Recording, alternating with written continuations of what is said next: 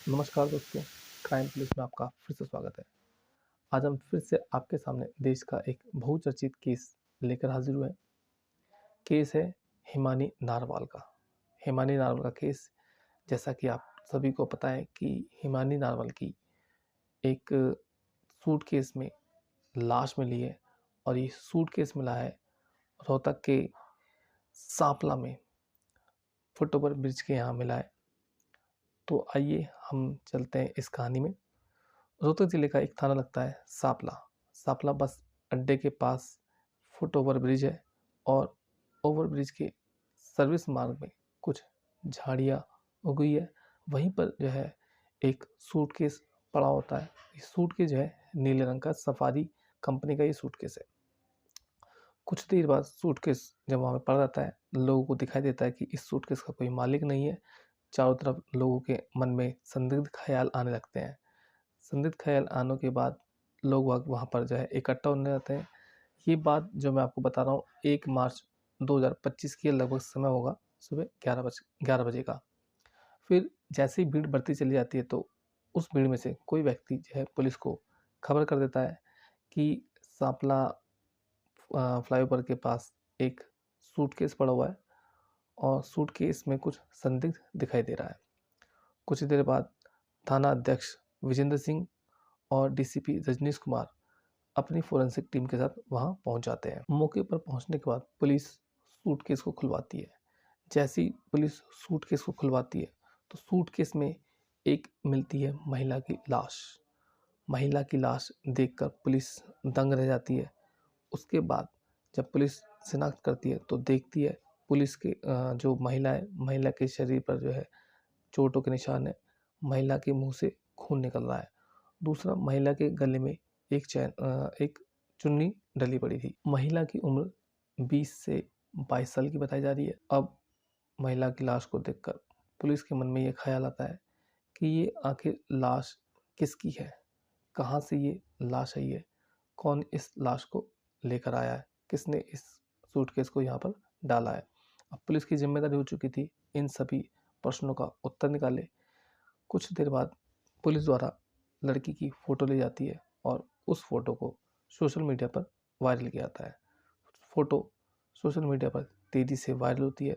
Viral होने के बाद पुलिस को खबर मिलती है कि ये जो तस्वीर है ये हिमानी नारवल की तस्वीर है, जो एक कांग्रेस कार्यकर्ता है। हिमानी नारवल विजयनगर की रहने वाली है। हिमानी की जो माँ और भाई है ये दिल्ली के बीएसएफ कैंप में रहते हैं। और ज़्यादा गहराई से जानने पर पता लगा कि हिमानी सोनीपत के कथुरा गांव की रहने वाली है। फिर थोड़ी देर बाद एक और फोटो तेज़ी से वायरल होता है और ये फोटो थी 2023 की राहुल गांधी की भारत जोड़ो यात्रा की। राहुल गांधी की भारत जोड़ो यात्रा में हिमानी ने हरियाणा की सांस्कृतिक वेशभूषा पहनी है और राहुल गांधी जी के साथ हाथ में हाथ डालकर चलती हुई दिखाई दे रही है। जैसे ही ये फोटो वायरल होती है पुलिस वालों के ऊपर और दबाव बन जाता है और पुलिस वाले इस केस में और ज़्यादा गहराई से आगे निकलते हैं। फिर बाद में खबर आती है कि जो हिमानी है, हिमानी 2011 में ही कांग्रेस पार्टी से जुड़ी थी और तेज़ी से इसके पद में लगातार वृद्धि होती जा रही थी। जब ये बात हिमानी की माँ बताती है तो उन्होंने ये भी कहा था कि लोग हिमानी से जलने लगे थे क्योंकि हिमानी का पद तेज़ी से जो है कांग्रेस पार्टी में बढ़ रहा था। जैसे ही 2023 की भारत जोड़ो यात्रा में ये शामिल होती है हिमानी और राहुल गांधी के साथ इनकी फ़ोटो वायरल होती है तो लोगों के बीच में हिमानी और ज़्यादा खटकने लगती है, जिससे हिमानी की जान को खतरा बन जाता है। हिमानी की माँ ने बताया कि इसकी जो हत्या की गई है ये ज़रूर राजनीति के चक्कर में इसकी हत्या की गई है। पुलिस ने ये भी बताया था कि जो हिमानी है, हिमानी के भाई का मर्डर 2011 में हुआ था। उसके 2-4 साल बाद यानी कि 2014 में हिमानी के पिता ने आत्महत्या कर ली थी। हिमानी के पिता बीएसएफ में नौकरी करते थे। जब हिमानी के पिता ने आत्महत्या कर ली थी तो हिमानी की माँ और जतिन, उसका छोटा भाई, हिमानी का छोटा भाई है जतिन, उसके साथ दिल्ली के बीएसएफ कैंप में आ जाती है और यहाँ पे रहने लगते हैं। लेकिन जो हिमानी थी, हिमानी इनके साथ नहीं आती और हिमानी जो है रोहतक में ही जो है विजयनगर के अपने मकान में, पुश्तैनी मकान है जो, उसमें नानी के साथ रहने जाती है। नानी की मृत्यु भी कुछ समय बाद हो जाती है। फिर जो हिमानी है, हिमानी की माँ और हिमानी 20 फरवरी 2025 में जो प्रयागराज में महाकुंभ का मेला लग रहा है, उसमें स्नान करने के लिए चले जाते हैं। फिर वहाँ से ये दोनों जो है 25 तारीख को आते हैं। 25 तारीख तक जो है माँ और बेटी साथ रहते हैं।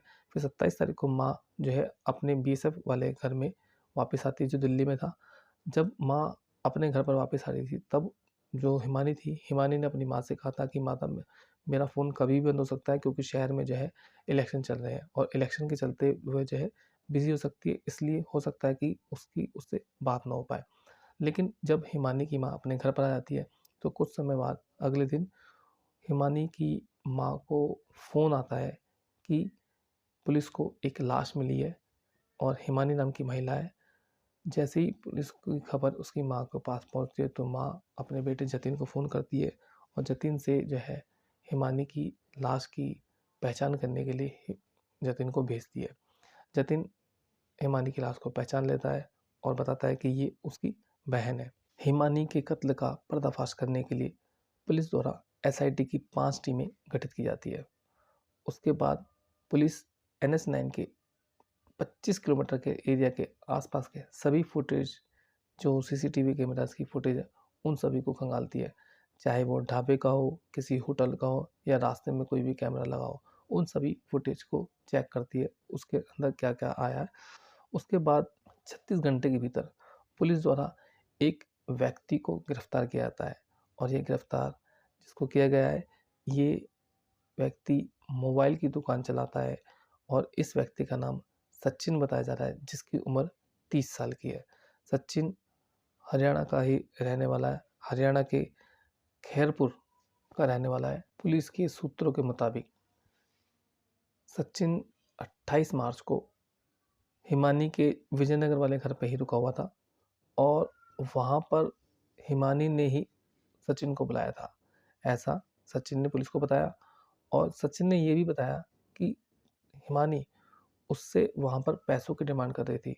हिमानी के बारे में सचिन ने बताया कि हिमानी की जो मुलाकात हुई थी सचिन से, वो फेसबुक पर हुई थी और उनके बीच में नज़दीकियाँ बढ़ गई थी, दोस्ती बढ़ गई थी।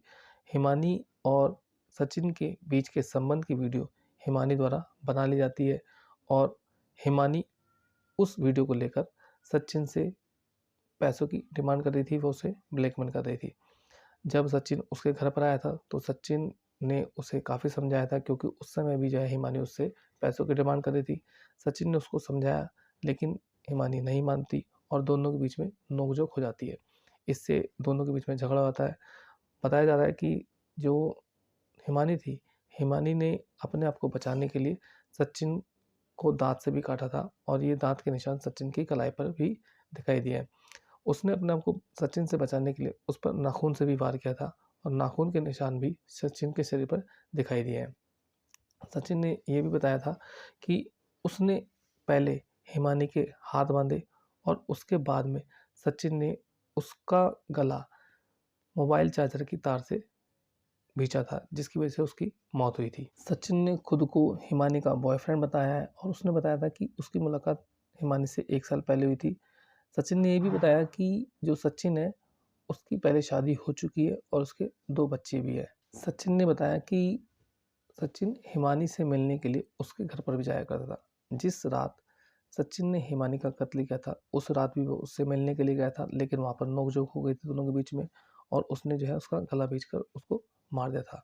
उसके बाद सचिन ने जो है वहाँ पर सफारी जो सूटकेस रखा था, उसमें हिमानी की लाश को रखा। हिमानी की लाश को रखने के बाद उसने हिमानी का लैपटॉप, मोबाइल, ज्वेलरी और अन्य चीज़ें उठाकर जो है हिमानी की ही स्कूटी पर जो है अपनी दुकान पर गया और वहाँ पर उसने सभी सामान अपनी दुकान के अंदर रखकर रात को 10 बजे वापस हिमानी के घर पर आता है और हिमानी के घर पर आने के बाद सूटकेस को उठाता है, जिसमें जो है उसने हिमानी की लाश को रखा था। उस सूटकेस को उठाने के बाद ऑटो से जो है दिल्ली के जो रोहतक बाईपास है वहाँ पर आता है और वहाँ से ये जो है बस में बैठकर चला जाता है आगे और बस में बैठकर आगे जाने के बाद वह सांपला फ्लाईओवर के नीचे जो है इस सूटकेस को अंधेरे में छोड़कर वहाँ से चला जाता है। जिससे कि फिर सुबह जो है सभी लोगों को ये सूटकेस मिलता है।